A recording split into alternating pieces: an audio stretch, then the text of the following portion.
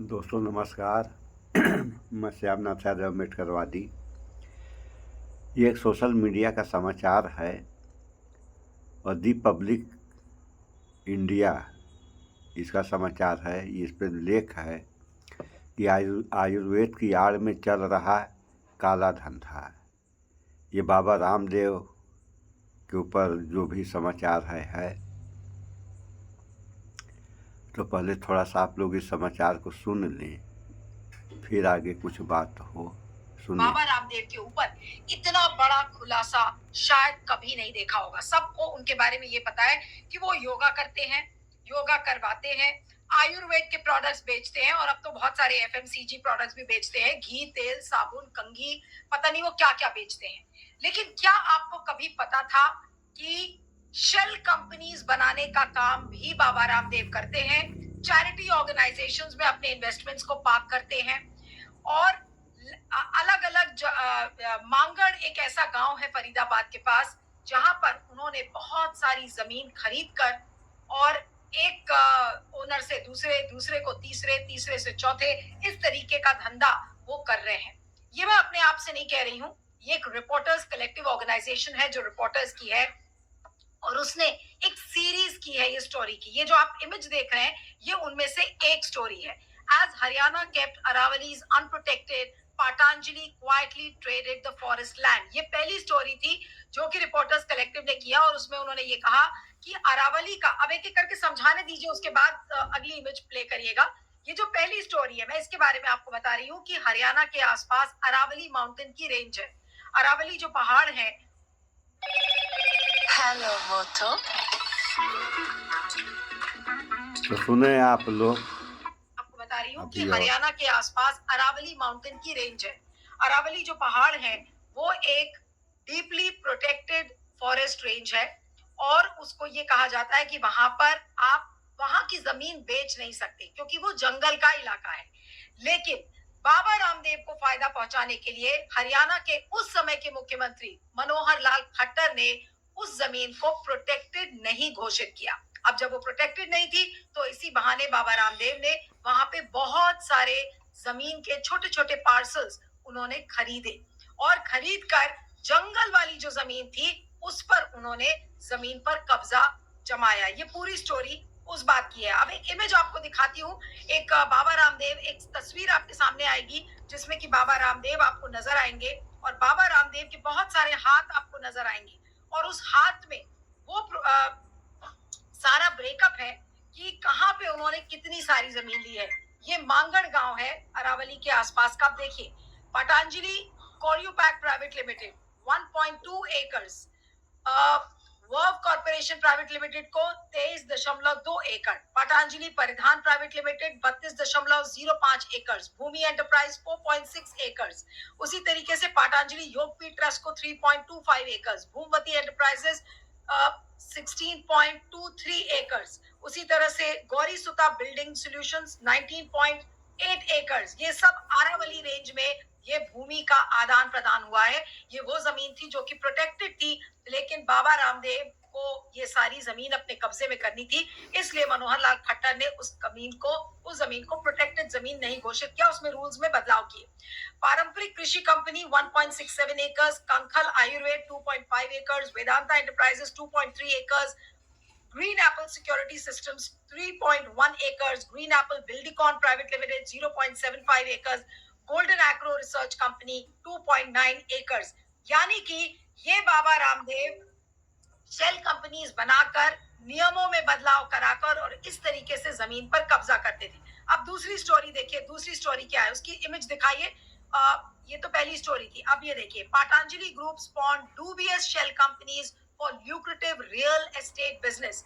ये जो real estate का बिजनेस बाबा रामदेव कर रहे थे, ये शेडी शेल कंपनीज बनाकर, आपने कभी सोचा था कि बाबा रामदेव इस तरीके का काम भी करते हैं? इसी का खुलासा रिपोर्टर्स कलेक्टिव ने किया है। अब आइए तीसरी स्टोरी देखते हैं।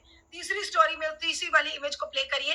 ये वो 3 स्टोरीज है। How Baba Ramdev and associates used a tax free charity to park Patanjali investments and funds. अब जो इन्वेस्टमेंट्स उनको आ रहे थे, जो फंडिंग आ रही थी, उसके लिए उन्होंने एक धार्मिक संस्था बनाई और उसका एक पर्टिकुलर नाम रखा। अभी वो आपको पता चलेगी कि कौन सी है। और योगाक्षम नाम से वो ऑर्गेनाइजेशन है। वो टैक्स फ्री थी, उसमें कोई टैक्सेस नहीं लगते थे और उसमें सारे अपने फंड्स को, इन्वेस्टमेंट्स को बाबा रामदेव पार्क करते थे।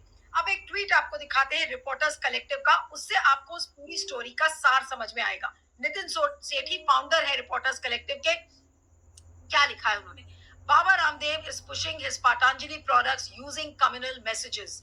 While he indulges in these shameful tactics in public, he and his associates indulge in many dubious businesses hidden from the public glare. यानी कि पब्लिक को तो पता नहीं है कि आप शेल कंपनीज बना रहे हैं, आप अपने इन्वेस्टमेंट्स को पार्क कर रहे हैं, आप अपने साम्राज्य का विस्तार नियमों की धज्जियां उड़ाकर कर रहे हैं। क्या ये किसी को पता था? सब तो बाबा रामदेव की पूजा करते हैं। बाबा रामदेव, अरे भाई ये तो योगा गुरु है, पूरे वर्ल्ड में वो योगा कराने के लिए फेमस है। लेकिन किसी को ये नहीं पता था कि बाबा रामदेव इतना बड़ा फ्रॉड गुरु है और अपना साम्राज्य केवल और केवल नियमों को ताक पर रखकर फ्रॉड करके, जालसाजी करके, फरेब करके इस तरीके के उसने रियल एस्टेट एम्पायर भी खड़ा किया है। तो बाबा रामदेव केवल योगा गुरु नहीं है, वो किसी भी व्यक्ति की तरह जो ये जालसाजी और फरेबी करता है, तो ये फरेब बाबा है। बाबा रामदेव नहीं है, ये फरेब रामदेव है, जिनके बारे में ये खुलासा रामदेव ने रिपोर्टर्स कलेक्टिव ने किया है। और सल्यूट हो रिपोर्टर्स कलेक्टिव की, क्योंकि वो 3 रिपोर्टर्स थे जिन्होंने मिलके इस सारी स्टोरी का खुलासा किया है।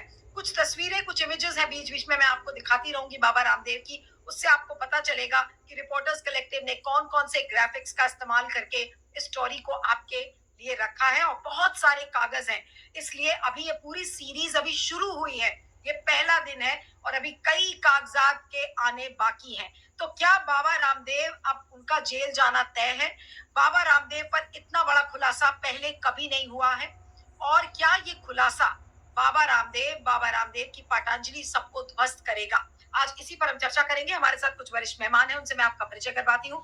जगदीप संधू साहब हैं, वरिष्ठ पत्रकार, पॉलिटिकल कमेंटेटर हमारे साथ। जगदीप जी, आपका स्वागत है। सिद्धार्थ चंद्र। तो सुन लिया आप लोगों ने, ये बाबा हैं और यही नहीं बाबा हैं, और ऐसे ऐसे बाबा हैं। देखिए आप लोग, एक बाबा आसाराम बापू थे, इनके ऊपर बलात्कार का आरोप लगा और आजीवन कारावास की सज़ा हुई। इसके बाद भी जो है जमानत हो गई। इसी तरीके के बाबा हैं बाबा राम रहीम, इनके ऊपर भी बलात्कार और हत्या का आरोप, ये भी जो है आजीवन कारावास आई हैं और जब भी होता तभी पैरोल पे बाहर आ जाते हैं। और इसी तरीके से एक वो पर्ची निकालने वाला बाबा, खैर वो तो उनके ऊपर तो आरोप नहीं है।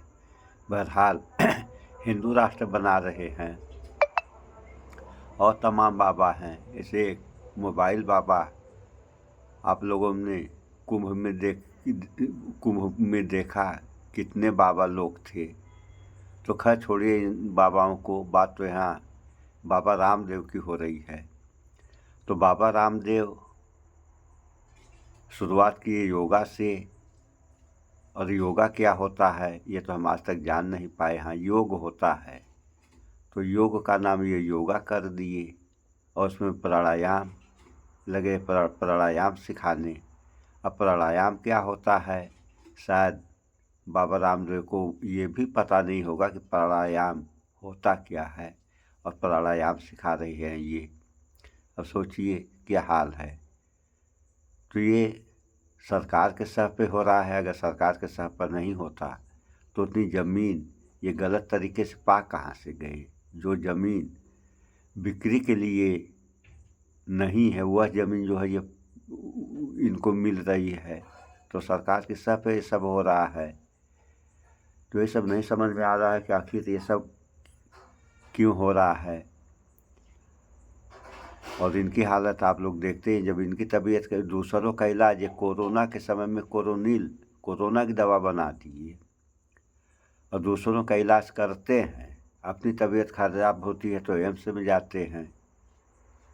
एक इनके साथी हैं पार्टनर और साथी क्या हैं, आचार्य हैं कौन से, उनकी भी यही हाल है। उनकी भी तबीयत खराब होती है तो लोग एम्स में जाते हैं इलाज करने। और एम्स में आप लोग जानते ही हैं कि एलोपैथिक दवाएं होती हैं, और यही बाबा रामदेव एक दिन एलोपैथ की बुराई बता रहे थे, और अपनी तबीयत खराब होती है तो एलोपैथ का जाकर के इलाज करते हैं। तो ये कैसे बाबा हैं ये लोग? अब तो आप लोगों को मालूम हो गया होगा। इससे ज़्यादा हम क्या बताएं। सो इस वीडियो में इतना ही। स्वच्छता अपनाएं, शुद्ध खाएं, स्वस्थ रहें, शिक्षित बने। जय विज्ञान, जय संविधान। नमस्कार।